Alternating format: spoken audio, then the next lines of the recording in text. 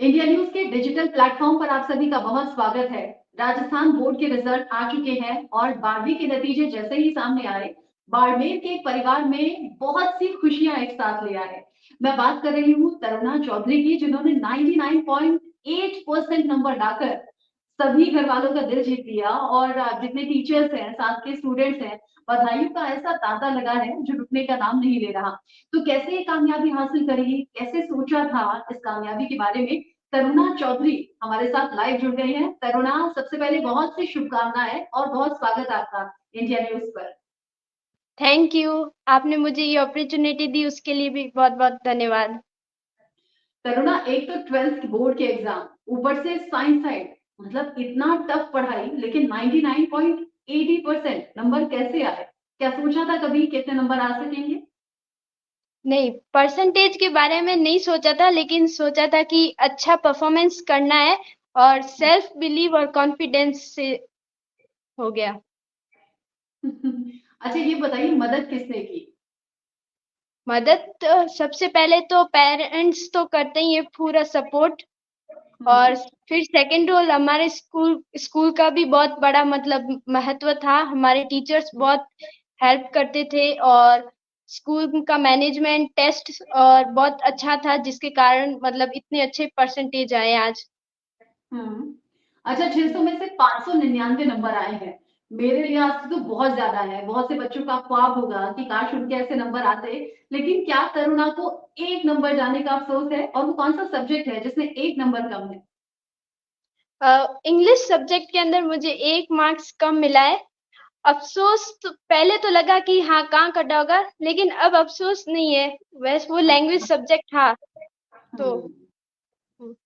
अच्छा, ये बताइए, 99.80% ये बहुत अच्छी परसेंटेज है। लोगों का सिर्फ ख्वाब होता है। मैं तो सोच भी नहीं सकती कि 100 में से 100 नंबर मेरे कभी आते बोर्ड के एग्जाम में। मेरे जैसे और बहुत से लोग हैं, आपके साथ के बहुत से स्टूडेंट्स हैं, जिन्होंने शायद अच्छी परसेंटेज का ख्वाब देखा होगा, लेकिन ख्वाब आपका पूरा हुआ है। फैमिली मेंबर्स को लेकर कुछ बताइए, टीचर्स को लेकर कुछ बताइए। फैमिली मेंबर्स सारे बहुत खुश है। जैसे ही रिजल्ट आया मेरी मम्मी तो एकदम शॉक्ड और खुश थी, खुशी से आंसू आ गए। मेरे मामा जी के भी खुशी से आंख भर आई। और पापा मेरे ऑफिस गए हुए थे तो उनको थोड़ा लेट पता चला। अच्छा, पापा आपके पेशे से वकील हैं और हाँ। माँ जो आपकी है वो टीचर है। तो मम्मी पापा को हाँ। लेकर कुछ बताइए, क्योंकि ये जो मेन इंस्पिरेशन है बच्चों को, वो तो पेरेंट्स से ही मिलती है। दादा दादी को लेकर भी बता सकती हैं आप। हाँ, मेरे पापा तो मुझे बस ये मोटिवेट करते थे कि जैसे मेरे जो टेस्ट वगैरह होते थे तब मार्क्स करते थे, जैसे क्लास टेस्ट, ये प्री बोर्ड्स वगैरह, तो बोलते थे कोई बात नहीं, आज मार्क्स कट रहे हैं तो बोर्ड्स में अच्छे आएंगे। हम्म। और मम्मी तो मुझे मतलब ज्यादा ऐसे डांटती वगैरह नहीं थी। मम्मी बस मुझे हमेशा मोटिवेट करती थी। दादा दादी भी खूब हेल्प करते थे। जब मम्मी पापा ऑफिस थे तो सबसे ज्यादा दादा दादी के करीब ही मैं रहती थी और वो पूरी तरह से मेरा ध्यान रखते थे। तो तरुणा, आज तो खूब लाड दुलार मिल रहा है, घर से, परिवार से, टीचर से। बाकी हाँ। फ्रेंड्स क्या कह रहे हैं? फ्रेंड्स भी मेरे फ्रेंड्स के भी बहुत अच्छे मार्क्स आए और मैं खुश हूँ।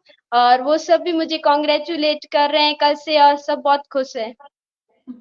अच्छा, ये बताइए, चूंकि आपने 99.80% नंबर ले आई हैं, 600 में से 599, मेरे लिए तो ऐतिहासिक नंबर्स हैं ये। लेकिन जो छात्र छात्राएं आपको सुन रहे हैं, जो अब बोर्ड की तैयारी कर रहे हैं, जिनके एग्जाम अब होंगे, यानी कि जो 10th में और 12th में अभी आए हैं, लेकिन बोर्ड एक एक फोबिया जैसा लगता है, वो जरूर जानना चाहेंगे इतने अच्छे नंबर्स कैसे आते हैं, रूटीन क्या रखना चाहिए, पढ़ाई का तरीका क्या होना चाहिए, किस वक्त पढ़ें जो ज्यादा दिमाग में रह जाए।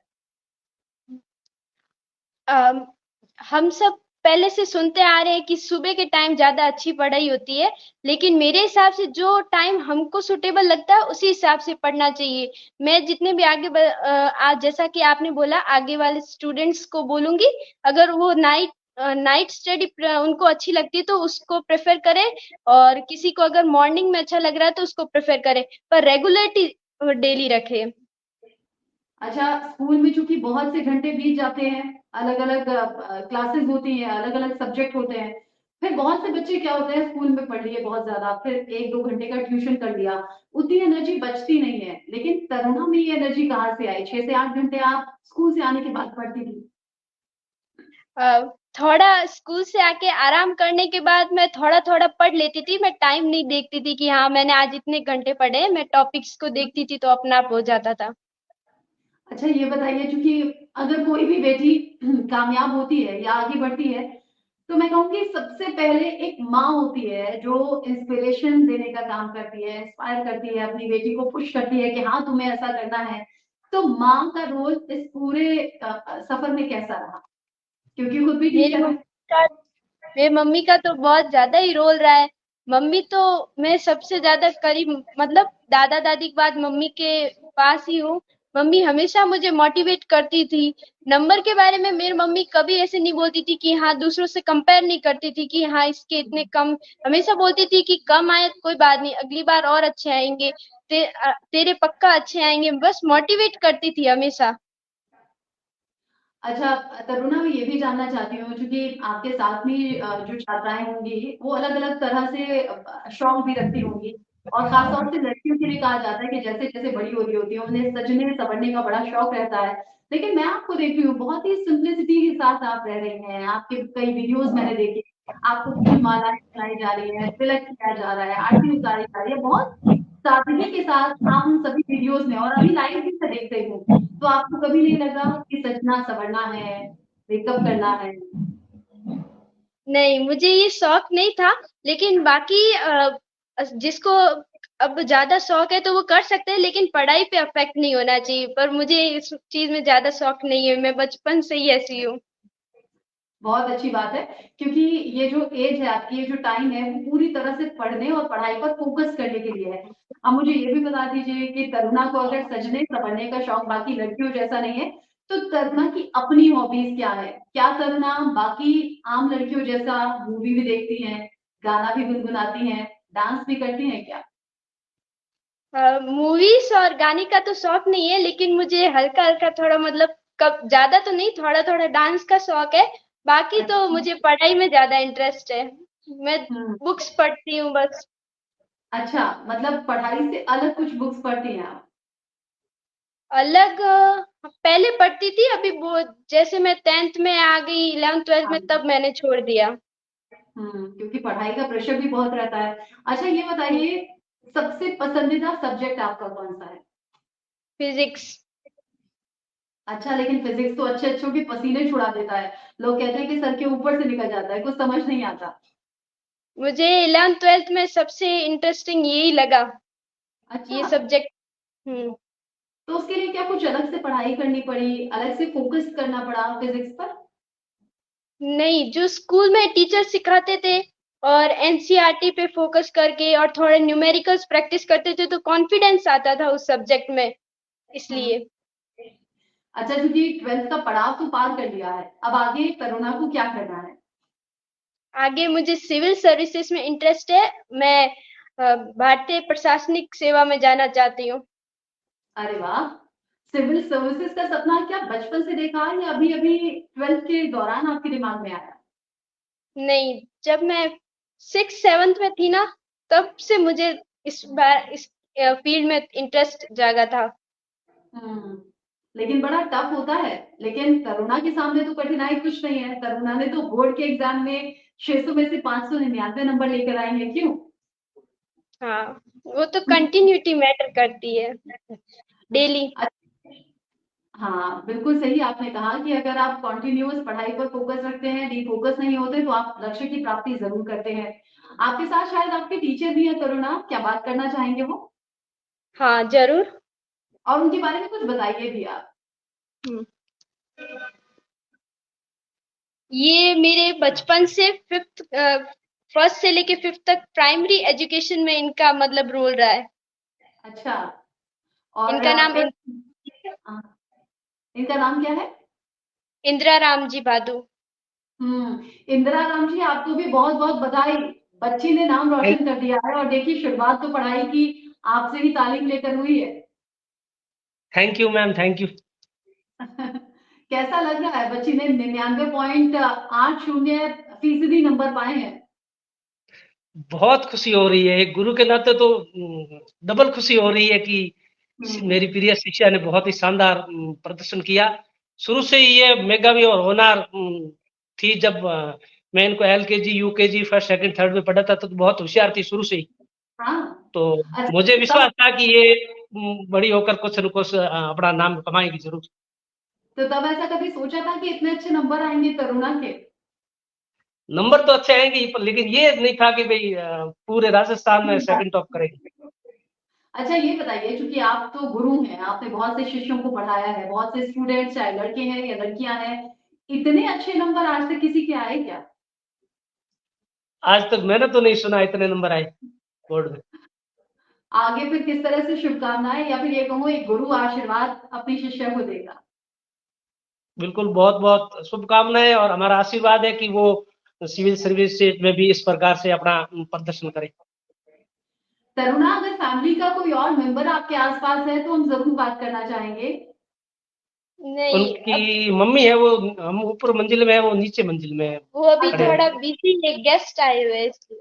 हम्म। अच्छा, तरुणा, अगर आपको बुरा ना लगे, एक बात मैं पूछना चाहूंगी, क्योंकि आपकी कई वीडियोस हम तक पहुंची। मैंने वो वीडियोस देखे, घर परिवार के लोग हैं, फूल मालाओं से आपका बिल्कुल गला एकदम लाद दिया गया है, आपकी आरती उतारी जा रही है, टीका लगाया जा रहा है, मुझे लगता है बुरी नजर भी माँ ने उतारी होगी।